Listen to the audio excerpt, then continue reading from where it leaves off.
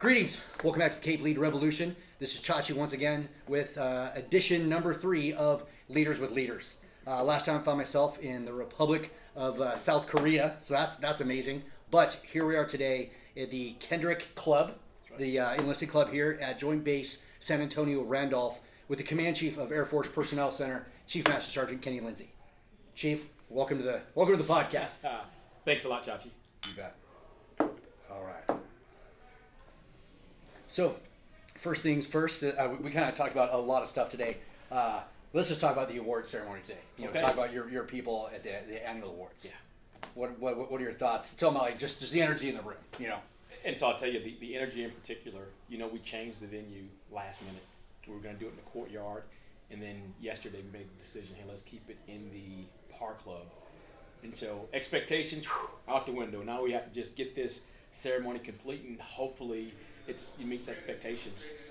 And I'll tell you what happened is when we went in there, you saw that just the number of people and supporters. I was completely shocked because I was not thinking that many people would move that quickly. Last minute changes, glitch in the matrix, communication. Exactly. So the energy was there. I felt the energy in the room, from all the nominees coming out and going sit down to just folks talking. So you could feel the energy, and it was a positive moment. And so it's like so amazing being your guest today. But having known you for all of my career, to go back, when young Airman Lindsey was at Fort Bragg, would you have imagined that your career would have done this? No. And I'll tell you, I think the reason why I know is probably because how I was raised, just from a child up to a man within our house. I have one brother who's older, 2 years older than I, but my parents were strict. My dad he established values and just discipline within our house. And at the end of the day, now that I'm older and want to look back, I think throughout our careers, both of ours, me and my brother, we didn't want to disappoint our parents. So as far as joining the military and what happens post-military, that was really never on my checks and balances. What I was supposed to do is be the best airman I can be from day one. That was a value that my parents instilled in us. Whatever you're doing in life, do it to the best of your ability, so at the end you have no regrets. And I always saw my career as using those tools and trying to be the best that I could be. And then luckily for me, we had great airmen within the TACP career field that kind of strung me along and took me places that I didn't think I'd go. Now, speaking on that, do you think were some of your biggest mentors and why? Whether it's personally, professionally, whether you worked for them, worked around them, any of those things. If you could give your top two, I would say, who do you think those would be? So I'll tell you one mentor, and I don't think some people may not view him as a mentor, but I do. Master Sergeant retired Keith Person. And the reason Keith was a mentor to me is because first he identified with me as a young African-American airman. And when I joined the Air Force, I thought it was okay to fight if you had to fight your supervisor. And just things I had learned growing up in life, I thought in the Air Force it was no different.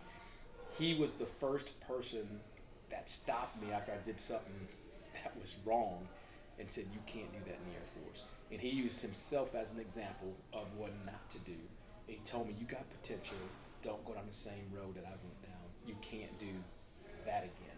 And really that kind of set me up for success, I believe. I trusted him, but also I could tell it was genuine. He cared for me. And he says, I don't want to see you do what I did because you have potential. And so he kind of let me, kind of put me in motion to take the right path. And then he kind of watched over me through time. I mean, it was one of those where I'll give you some direction and let you go, and that's what he did. So he was not a mentor from a standpoint of, every day, every month, every week, I'm checking in on you and I'm making sure you're doing the right thing. It was just that reset in life early in my career that really got me going down the right path. Nice. So Keith Person, I'd always say that he is a mentor because the impact he had early in my career. And then after Keith Person, I believe Marty Klukas. And the reason why I say Marty Klukas is because I never worked for Marty, but he was the guy in the career field. And I remember thinking back when I was younger, I kept thinking, how do I get to where he's at? How do I act like him? How do I be like him? He would communicate with me from here and there, short conversations. Hey, Kenny, what are you doing? But never that hands-on mentor. Right. So for me, his actions spoke louder than anything. and it became a point within our career field because it's so small. There are certain people that you don't want to discipline. Marty Klukas was a guy that wanted discipline. Interesting. And that's, for those of you who don't know Marty Klukas, he was a command chief at Ali Asalim as well, 3rd Air Force command chief, became the ACC command chief, went on to become a COCOM senior enlisted leader at U.S. Transportation Command. So a great win. I think I guess as far as the hierarchy of TACPs would go, that's right. He's been the most successful as far as that went. Yeah, so amazing guy. It's just, you just never want to disappoint good dudes, for lack of a better term. So with that is, and I've had my screw ups. I think I've told the viewers before. I got kicked out of a country, kicked off the deployment. Yeah. That was a little bit unfortunate. And it's funny because people say that this is a one mistake Air Force, and I'm kind of fond of what I've been telling people. Like, this isn't a one mistake Air Force, but you may be a one mistake airman. That's true. That's true. And so what do you say to those people who stumble early in their career, late in their career? Do you help shape that conversation for them and show them what's up? Or so I'll tell you, I like how you put it at the one mistake Air Force versus the one mistake airman. And so I'll tell you, I made a mistake as an airman. Now looking at it, that mistake could have put me out the military. And what I did is I hit my supervisor in front of everybody.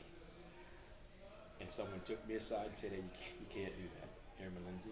And this is what just went on. You just hit a staff sergeant in front of a senior master sergeant, a master sergeant, and gave me the whole list of people that witnessed what I had done. That gets into the conversation of the one mistake airman, one mistake Air Force. So I think, as for me, I didn't believe in a one mistake Air Force. I didn't know what it even meant at that time. What I felt was, hey, you did something wrong. I acknowledged it, but I had the capacity to say I got to do better, just in my decision making and things that I do. And I do want to kind of go back to just the mentoring, because I don't want to leave out people that have mentored me throughout my career. Sure. And what I mean by that is, I feel like within the TACP career field, someone was always looking out for me. And how they would look out for me is they would put me in positions where I could excel. So that may be one touch point, that may be years of touch points, but I think anyone who took me and put me in position to excel, and I had no idea what they were doing, I believe those folks were mentoring me.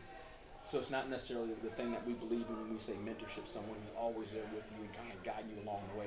I really felt like I was put into certain positions and moved around by mentors who wanted to see me be successful.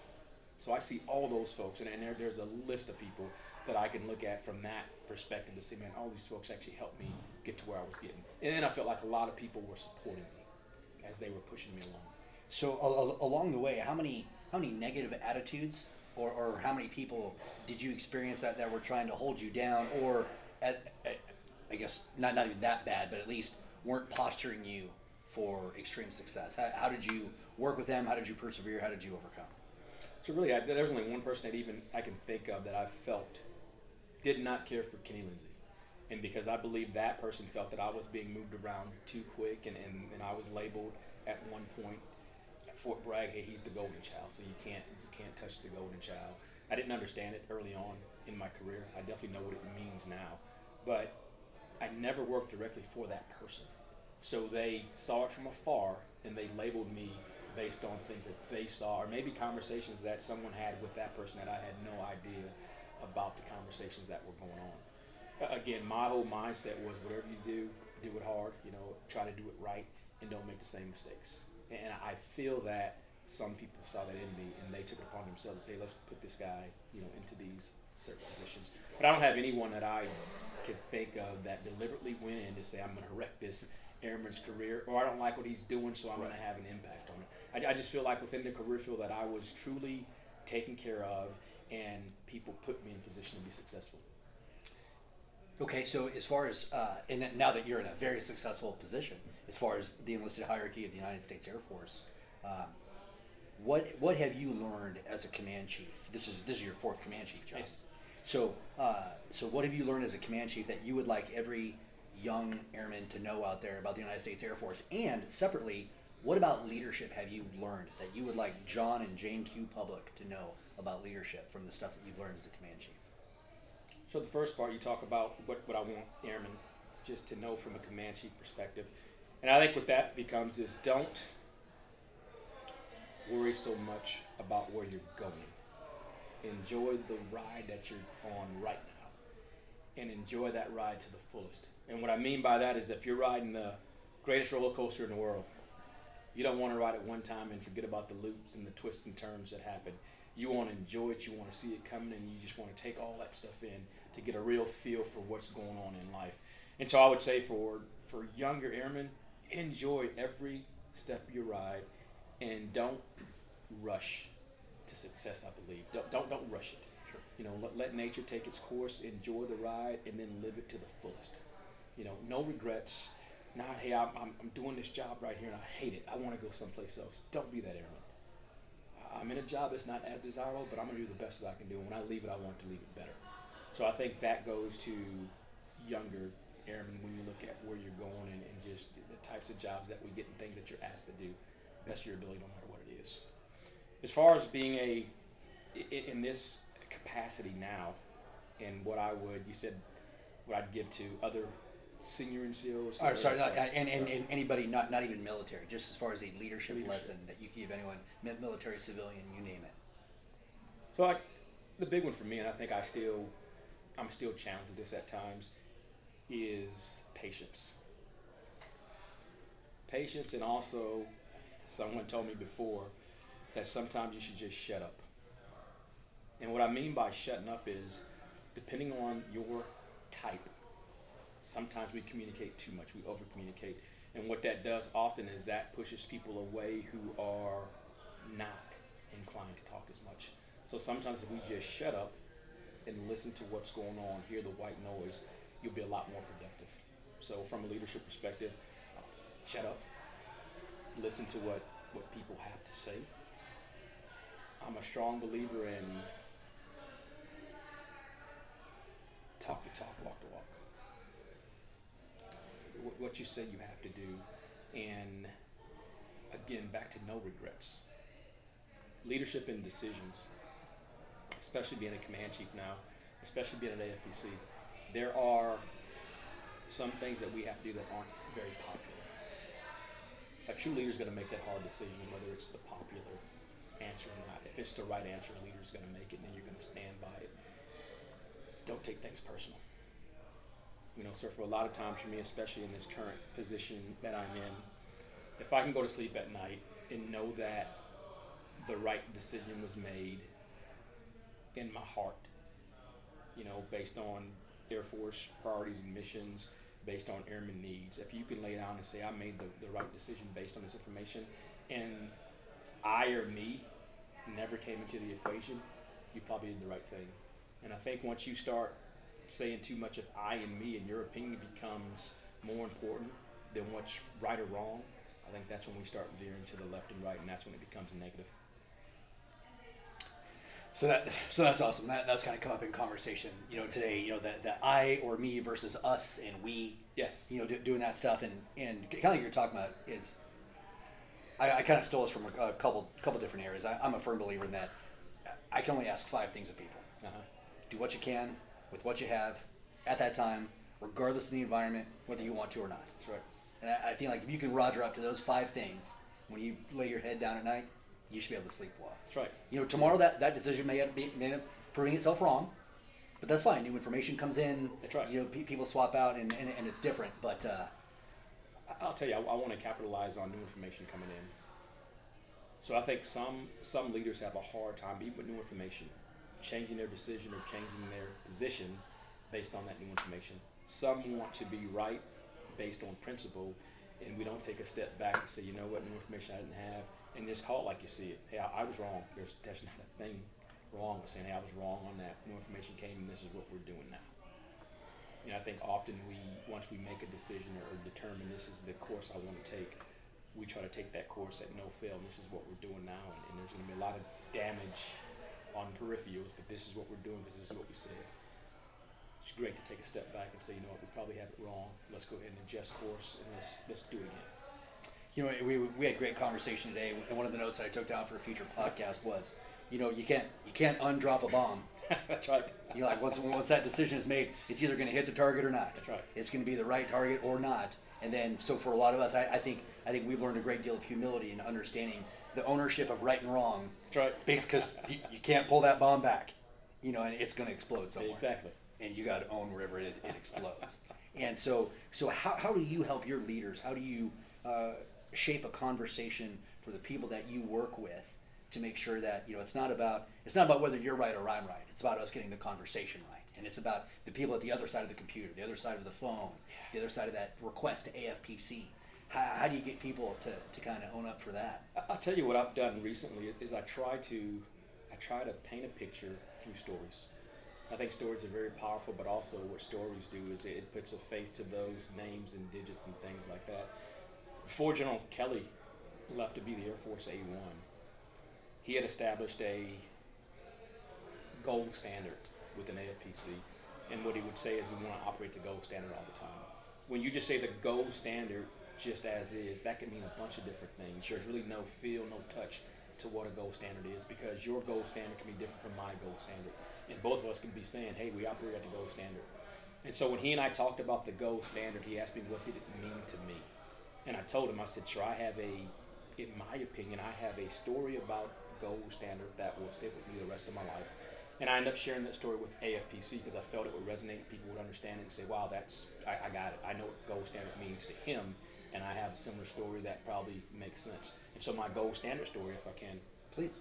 I'm from New Orleans, so after my dad retired out the Army, he and my mom moved back to New Orleans. So Katrina. Pre-Katrina, we had talked to my mom and said, hey, what are you guys doing? You got the hurricane coming in, what are you going to do?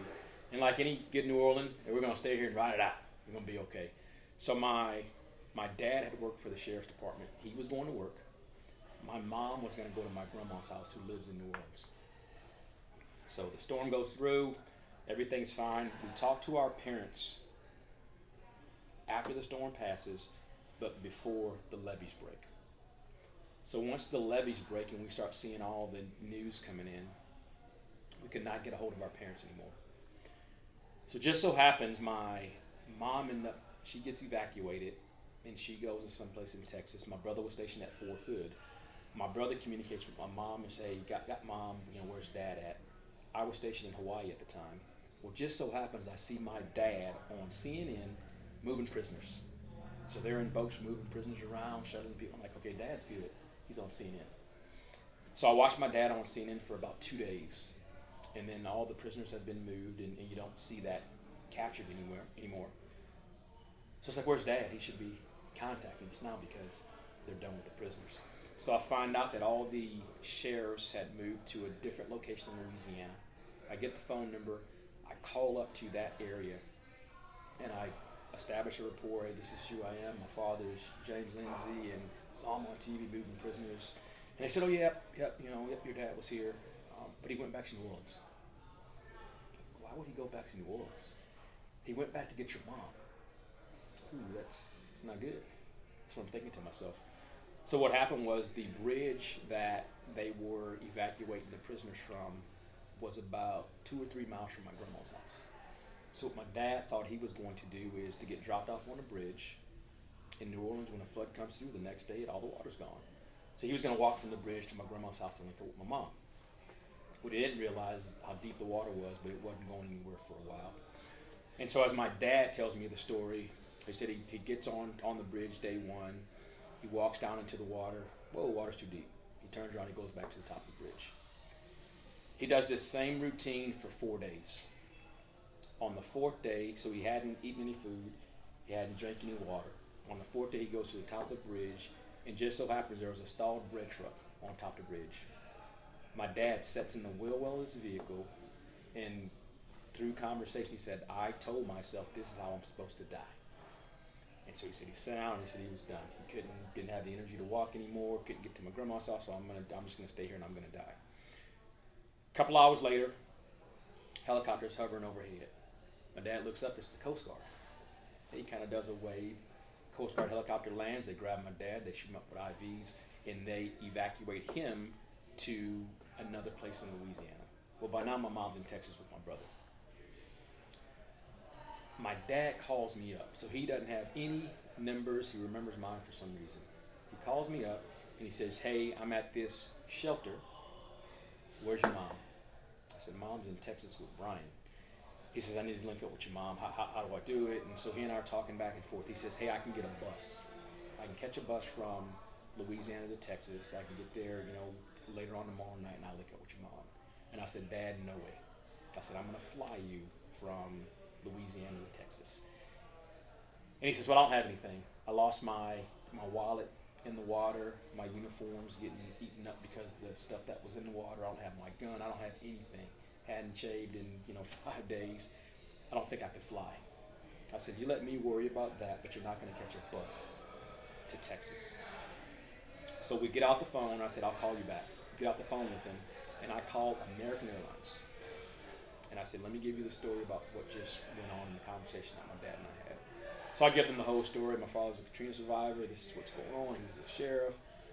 And I need to fly him from Louisiana to Texas. He's got nothing. He's got zero identification. And the lady I talked to in there and said, "Hey, Mr. Lindsey, don't worry about it. We got it. You can buy his ticket. Just describe him to us, and we will square him away." So, of course, I'm in Hawaii. I'm thinking, man, you can't get this wrong. Out of everything you do wrong, this is the one you can't get wrong. And sure enough, they, all the tickets are paid for. I called my dad up and I said, "Hey, Dad, you're supposed to be at the airport tomorrow at 8 o'clock. And they told me they're going to take care of you." He's like, "Are you sure?" "I don't have anything." I said, "Dad, they said they're going to take care of you." So he's like, "Okay." So my dad and I get out the phone. He gets to the airport, and it's perfect. It's as planned. When my dad links up with my mom, my dad calls me up and he says, "Let me tell you what happened when I got to the airport." So my dad, retired Sergeant First Class, he is not an emotional man. My dad is hard. My dad calls me up and says, "When I got to the airport, everything immediately became first class when I told them my name.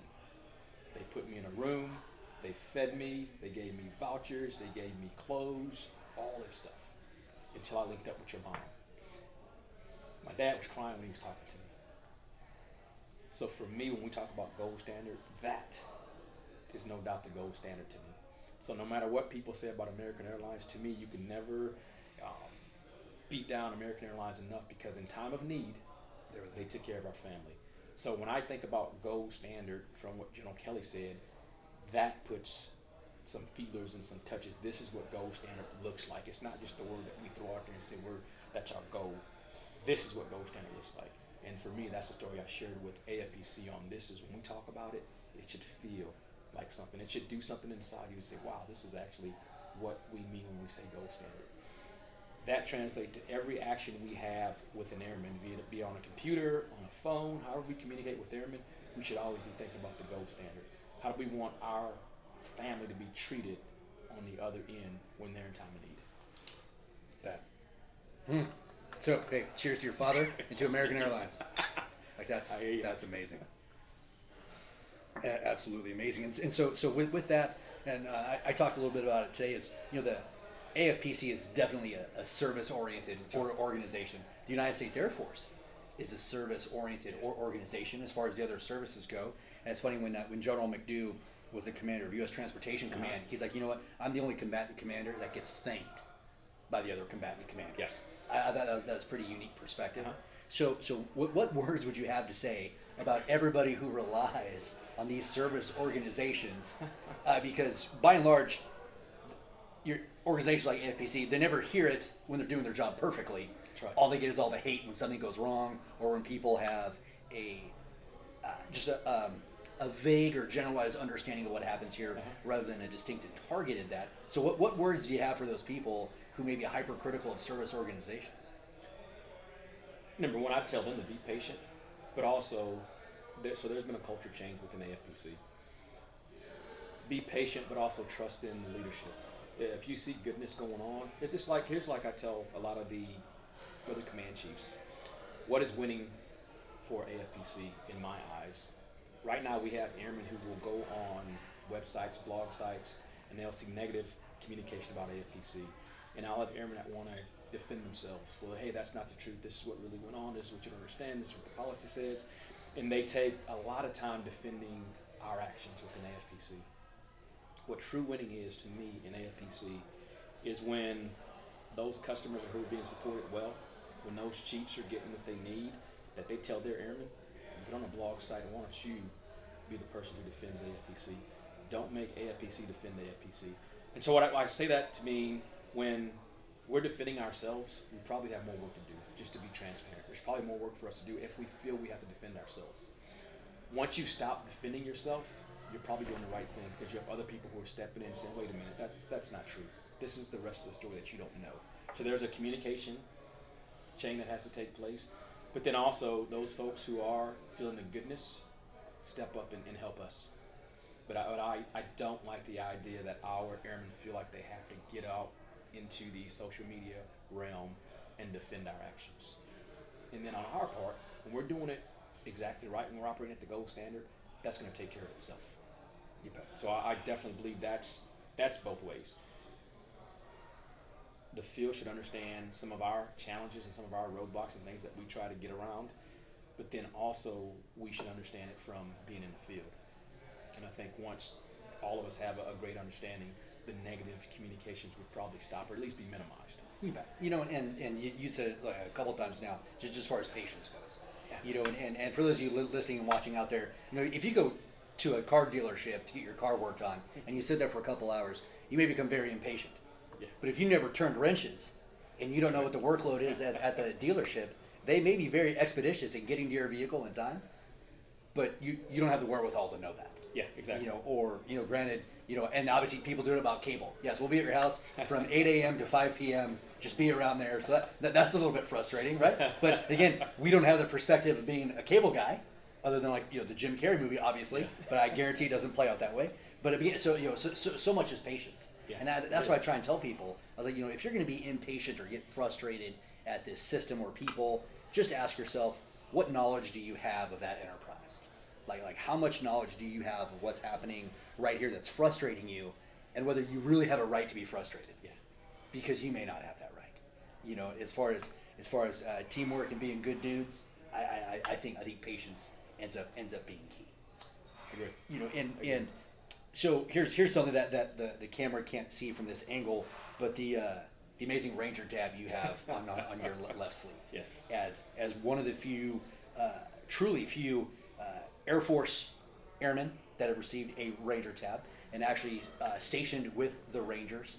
How has that shaped your view of leadership? And then how has that either from just the Ranger environment or the Ranger and Airman environment, how much does that play into your leadership philosophy?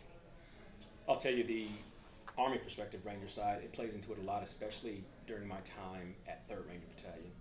And the reason why, what always sticks out to me about that organization and that time in my career was just the camaraderie. So for that Ranger Battalion in particular, what I would always remember, and I was a staff sergeant, made tech while I was there, but a staff sergeant at the time, typically as we go through our different Army units that we work with, we'll get the Air Force guy and all that kind of stuff. And you kind of get used to it, you get numb to it, you don't pay too much attention. But when I was at the Ranger Battalion, they didn't care that I was in the Air Force because they saw me, and especially being Ranger qualified, they saw me as a leader because that's a leadership badge for them. So they saw me as a leader, they also trusted in me. And what I remember about that assignment in particular is my wife and I, we'd be at the mall, it could be 7 o'clock at night, and if a Ranger Battalion private was in the mall and if he saw me, he would run up to me, he'd go to parade dress, he'd say, "Hey, Sergeant Lindsey, how you doing?" You know, and now us in the Air Force, like, "Hey, don't worry about it." But just the level of respect, because that's something that they look up to say that's where we want to go. That means leadership. That's what it looks like. And then also what I felt about that organization in particular is you lived the tab every day.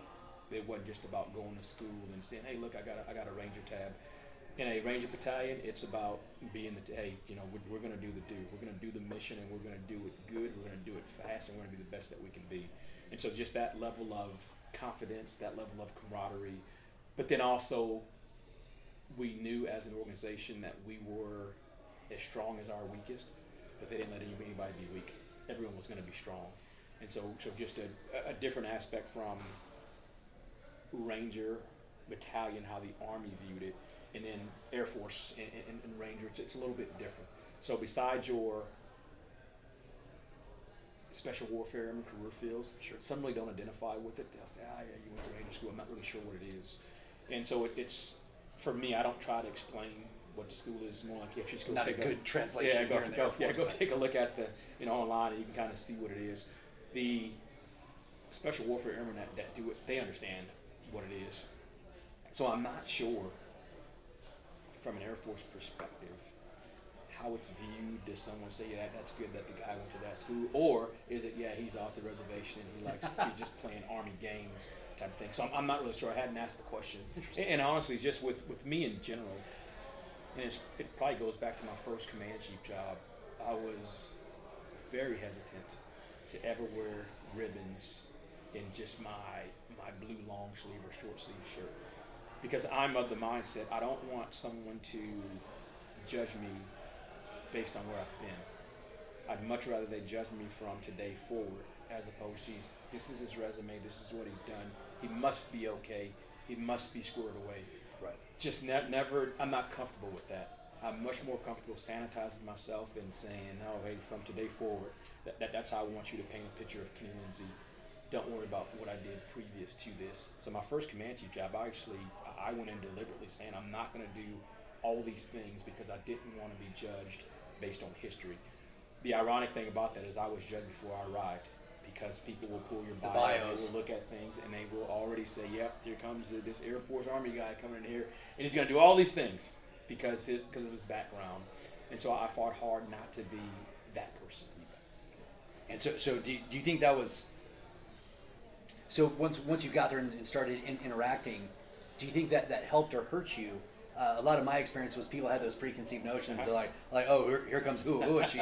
Yeah. And then when I show up with a smile full of teeth, they're like, wow, you are nothing like we thought you would be. Yeah. So I think that they maybe kind of walked it down one path for you, and then you just hit them with the right when you showed up. You're just being a nice laid back. I agree. I really agree, and I think so.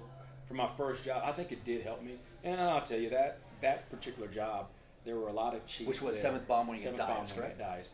There were a lot of chiefs there. The majority of the chiefs outranked me. If you looked at time and service, time and grade, they outranked me. And so I think that's why they had the notion this guy's going to come and he's going to want to do all these different things. And I'll tell you, I'll call it one of the greatest compliments I've had, especially being a command chief, was from my ops group chief. He outranked me by a couple of years. He was at 30 years. I was at 24 years, or whatever the case may be. But what he told me before he retired, he said, you almost pissed me off because how humble you were. He said, I had an expectation that you were going to come in, you were going to be this certain kind of individual. And he said, you completely threw me off guard because that was not you at all. And he says, even when people tried to pull out TACP in you, you're reluctant because you wanted to talk about what was going on today and focus on, let's move forward, as opposed to, hey, this is what I've done. And he says, I wasn't expecting it. He says, but I really appreciate that you respected us, but also you didn't dump your career field on 7th Bomb when you tell us how messed up we were. So for me, it was a compliment, because going in, I didn't want to be that person.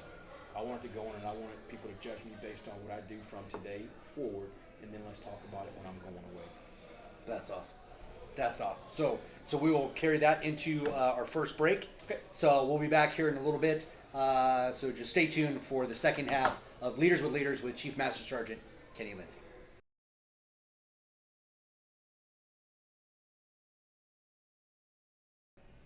Welcome back from break. Back here with the Cape Lead Revolution. Back with Leaders, Episode 3. Back with Chief Master Sergeant Kenny Lindsey.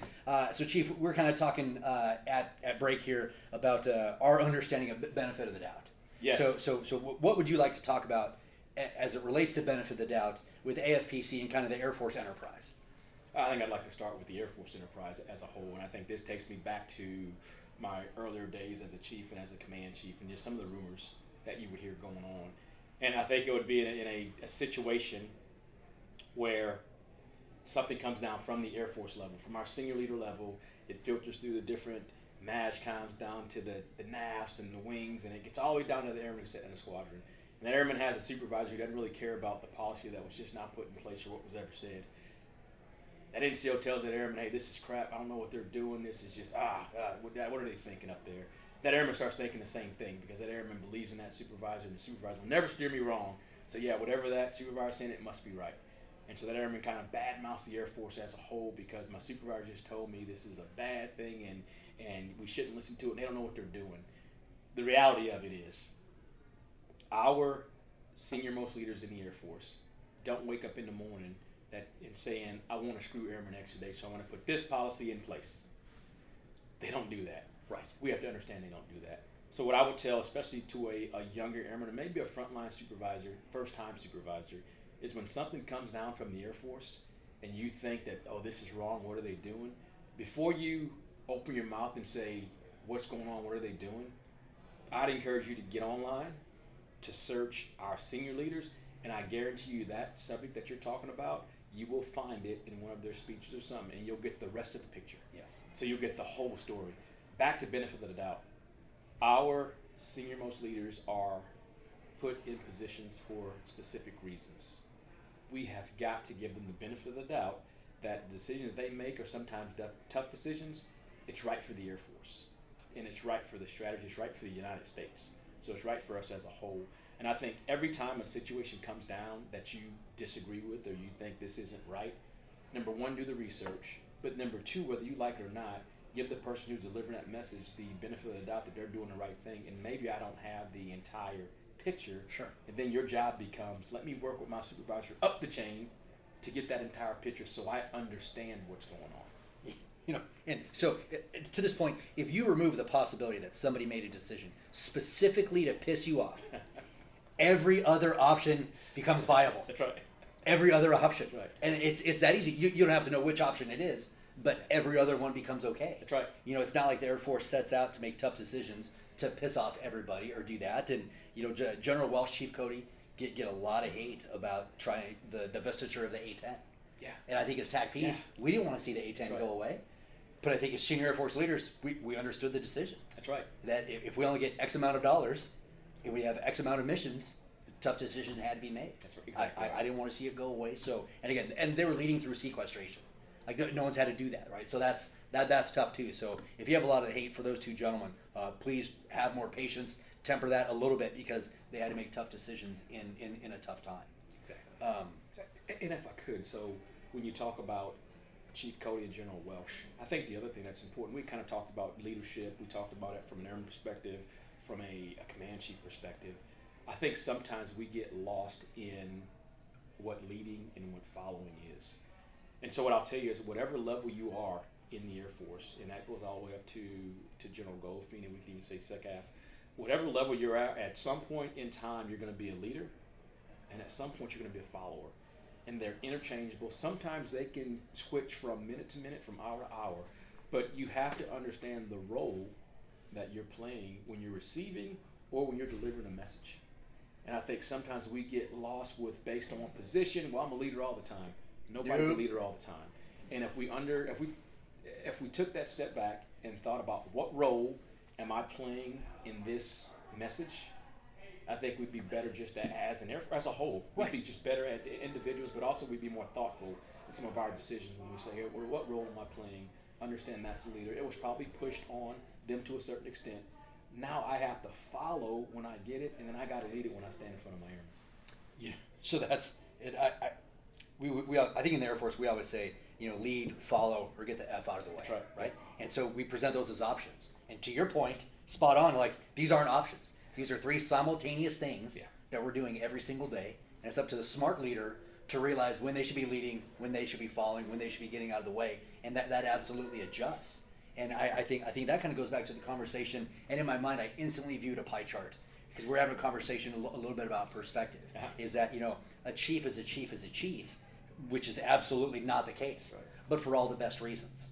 I could go into a conversation as a TACP chief and as a command chief, and I could have a pretty decent amount of perspective in which to contribute to the conversation. That's right. If you want me to go have a conversation in some of the medical realms inside the United States Air Force, or you want me to talk somewhere in Space Command and contribute to a conversation, I'm going to go sit in a corner and suck my thumb, right? Because while I am a chief and a well-trained and educated chief, I can contribute nothing to those conversations.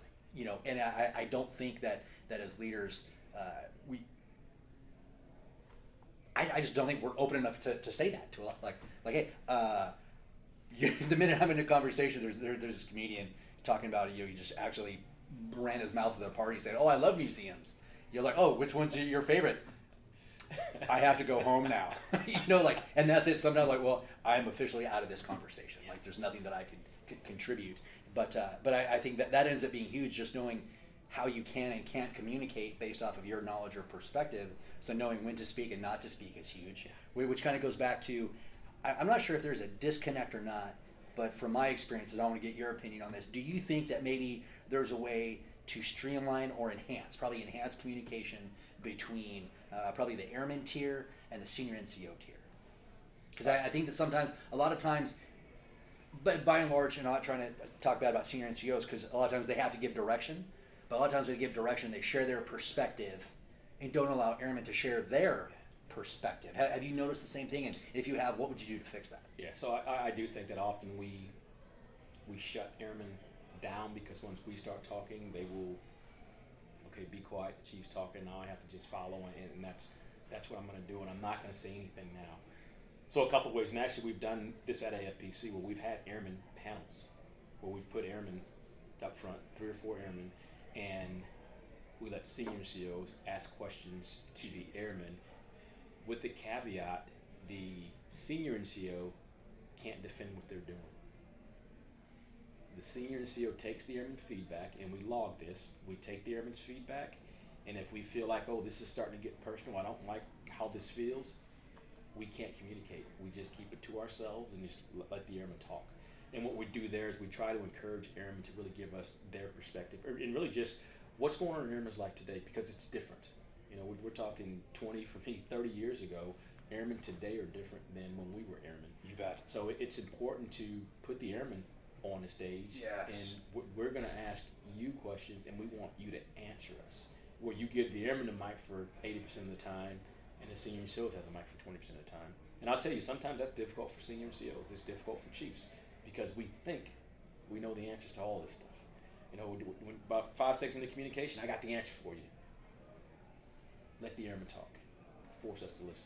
Get Chief Wright's comment, squint with your ears. Yes. That's the true way to listen, is to squint with your ears. So having the airman up front leading the discussion will actually make that communication that you talk about. I'll tell you a technique that I used when my son was still at home, is sometimes I would go and bring him things that airmen were talking about. And I'd say, help me understand this. And he'd kind of laugh. He's like, you know what that means? No, I don't know what it means. And he and I would have a conversation, but he provided a perspective to me that I was just unaware of. You bet. So it would be naive of me not to have a son who's at the same age as our airmen are, not to go to him and say, hey, help me out with this right here. It's no different than putting those airmen up on stage or up on panel. We sit in the audience and we have questions. That's amazing. That and just the good understanding. Like I enlisted during the Clinton administration. Yours would have been George Herbert Walker Bush, right? That's right. So as far as that went, and so things changed, and while I wore 2 stripes and on, does not mean I know what it's like to wear 2 stripes today. Exactly. Yeah. Thank God we didn't have to be airmen with social media. It's different. That's right. Like a completely different way, but at the same time, the thing that I love about our Air Force senior leaders, whether it's General Goldfein, whether it's Chief Wright, is their ownership of social media. Yeah. And the best part is there's tangible evidence that they are listening, they are squinting with their ears, and they're applying good shit. And they're evolving the Air Force based off of, I think, contemporary American mindset and attitudes and what really matters. And so I know you do direct link to Chief Wright. So what are the good conversations with him? Like what do you, for your conversations with him, what do you wish everybody knew about Chief Wright? Aside from the Enlisted Jesus, which if I could go to the Church of Enlisted Jesus, I would go every single day. Every single day. I'll tell you, he cares. And what I mean when I say he cares, it's never about him. He always talks from an airman perspective. Hey, what's the airman going to think? Or he'll even say, if I were an airman, I think this is what, and that's based on his travels, throughout the Air Force. This is what I think an airman would say. But every time we have a conversation, it's always about what are the airmen going to think. And I'll tell you what he's done over time is typically all of our senior enlisted leaders, when we communicate with him, we already know the airman perspective, so we bring that to him. This is what the airman's going to think, and this is the impact. And he tries hard to make sure we don't speak from a chief perspective only. So he always likes to roll the airman back in, and hey, what about the airman? What about these ranks? What are the impacts, second, third order effects? So a lot of our conversation, I'll tell you, pretty much he and I, we are on board with just about everything that comes to us and lets us, and hey, what's your opinion about X? When it's time for decision type conversations, they're actually pretty easy. Because like, hey, this is what's going on, and normally I can stop them in midstream and say, I got it. You know, I can see, I know where the Air Force is going. I know what your guidance and vision is. This is easy, got it. You know, and then for him, I try to say, let me have it, and then could you please direct those airmen, that chief, that entity to me, and then you can spend your time doing other things. But very positive communication, and really just knowing the direction of the Chief of Staff of the Air Force and where the Air Force is going as a whole makes those conversations a lot easier. You know, and so what I learned, what I'd never even thought of as a command chief, was probably my number two job, number one job being help make my commander successful. No number one job. That's like the number one job of command chief. That's it. If you want to put it down to one thing, that's it. Make your commander successful. Or really for any NCO or senior NCO, your job is make your commander successful. That's it. Focus on that. See how that goes. See how you can shape a conversation that way. But for me as a command chief, my second most important job was congruent strategic messaging. That's right. That if they put out something and I didn't immediately action it or put it out to the people, say, hey, we're going to go this way, I would make a liar out of them. That's right. And that's one of the things that I'm afraid of right now is General Golvey, Chief Wright, that said, hey, do what makes sense, even if it violates AFIs. Yeah. Give your commanders opportunities to assess and accept risk, and say, hey, we're just going to stop doing this. He says, don't wait for us. But the problem that if leaders aren't doing that, they're making liars out of them. Exactly. And that I don't like. So I'm not sure if you're seeing any tangible representation of that, or people being fearful. And people are doing it for all the right reasons, and we call it discipline because they're disciplined enough to follow AFI. Is it really discipline or is it obedience? Yeah. There's a fine line that I think we need to discuss. That's come up in discussion a lot about General Golfing. I've heard him, hey, you know, want people to take smart risks. And I still think to a certain extent, and this actually goes back, in my opinion, for several years, where I've heard previous commanders. I've heard General Rand when he was the 12th Air Force commander saying, hey, if it doesn't make sense, stop doing it. And he would say it, and commanders would still do it. And commanders were very reluctant to stop doing anything. And I think there's some kind of fear that if I stop, I might get, you know, singled out or looked at differently. So I'm just going to keep on doing everything. So it's like you said, it makes those commanders out of liars if they're willing. I'm just going to keep the same, and I'll just, you know, put it on the backs of our airmen. So I think we still struggle with that. I'm not sure. I know there were a couple of commanders in AFSOC specifically, some memos that I've seen where they straight up stopped doing stuff. You bet. They said, we're not doing all these things anymore, and it's like, hey, good on you. You know, you're not going to do it. I think that's the minority and not the majority. I still think the majority is trying to do everything, though the messaging is out there. I mean, we've heard it from everyone that says, hey, take smart risks. I want to push things down to the lowest level. And now that those commanders have that latitude to make some hard decisions, right. I feel, and there's nothing that proves what I feel, but I feel they're still reluctant to do it on a large scale. You know, and that's a conversation that, as a squadron superintendent now, talking to my boss, I said, boss, you should feel 10 foot tall and bulletproof. Yeah. You know, if they're talking, we want to revitalize squadrons and empower squadron commanders. Like, boom. That's right. Like, do what you got to do, sir. Like, this is your time. This is the reign of the commander. You know, and so I want them to feel empowered to do all those things. I'll tell you something to add to that, though. So when you look at squadron commander, a squadron commander is still thinking about that group commander. He's thinking about that wing commander, nav commander, MASCOM commander. So it still goes up a level. And I think if the entire chain is not supportive of that squadron commander truly being empowered, I think somebody slaps that squadron commander somewhere along the line and says, what's that commander doing? And I feel that you may have squadron commanders that feel like I'm in that box where, yep, I can do it here, and my group commander is supportive, but my wing commander is no way. I'm going to get shot in the face by the wing commander if I do this, or my group commander is going to get shot in the face. I think that still goes on. You have to have that entire chain saying the exact same thing. And for all the right reasons, and for all the good reasons of how a military hierarchy has existed for thousands of years. You know, and so it's just tough to combat that mindset that we've cultivated, you know, through thousands, you know, decades, you know, centuries and millennia, you know. So that ends up being tough. But you know, on a completely different note, a speech I gave at OSAN 2 weeks ago, I mentioned Master Sergeant Nick Peacock, and I've known for about 20 years that he's been gay. Never asked, didn't talk. And I happened to mention him in the squadron, and he came to Korea with me to kind of help me tour around and get everything set up. And so I mentioned him, said, hey, amazing that you can openly serve now. Yeah. So I said, hey, thank you for your 21 years of service. And I was like, man, it's an honor to have your husband inside my squadron. And he got an ovation. You know, at a 3-star event, he got an ovation for being gay. Which I think is absolutely huge. And because there was such bad discrimination on that for whatever, and I think it's, whether it's in contemporary American society or world society, there's still discrimination. From your view, perhaps as an African American male, how do you feel about discrimination in America and possibly the Air Force? Not trying to paint you into a corner. No, not at all. No, not at all.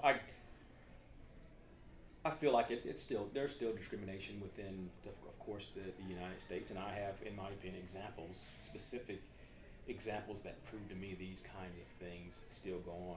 And one that comes to mind to me is when I was stationed at Nellis Air Force Base, and when as the command chief of the Air Warfare Center. Exactly. We had the civilian African Americans that were going through all these shootings where the drivers were getting shot. And I think after the third African American male was shot, I had a conversation with my boss, and what we were talking about was, hey, what do you think about the shootings? And I'll tell you, for me, from the first one, you kind of see like, wow, that's a little strange because I didn't see what the individual did. The second one, you start getting, man, this is really doesn't seem right. The third one is like, I think we may have a problem with what's going on. Exactly, it's a trend. And so what I had shared with my boss was, the night after the third African American male was shot, I said, did you do anything with your son? And at the time, he had 2 sons. I had 1 son, but they were close, to same age. My son worked downtown at one of the shoe stores in Las Vegas. And I said, I'll tell you, after the third African American male was shot, I went to my son and I said, hey, if you get pulled over by the cops, I want you to stick your hands out the window, and I don't want you to move no matter what he says, but I want him to see your hands, because I don't want to get you, or learn that you've got shot for no reason. So that's what I want you to do.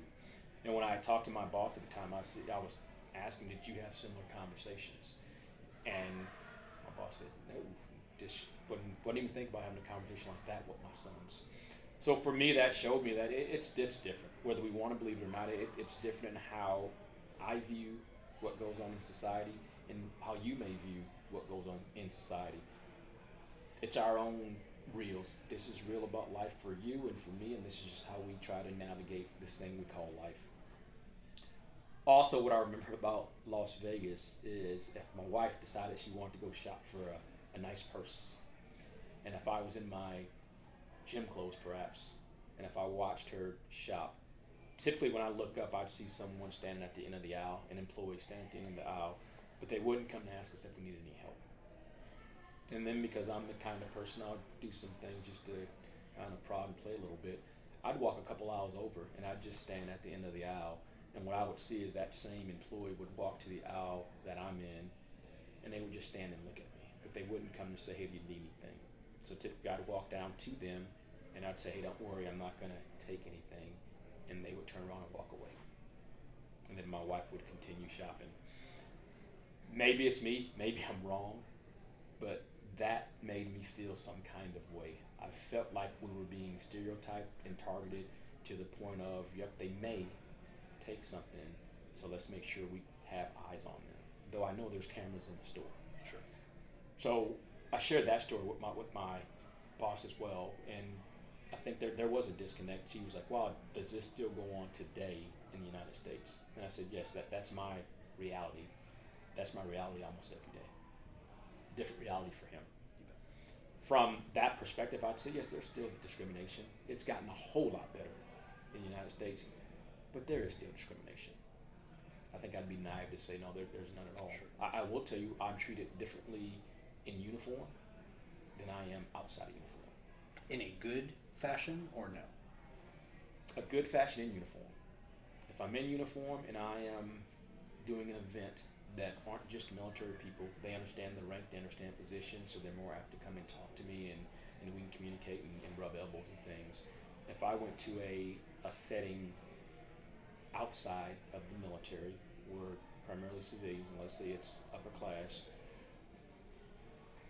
I get a sense of what's going on, but no one will come talk to me unless I go and engage in a conversation.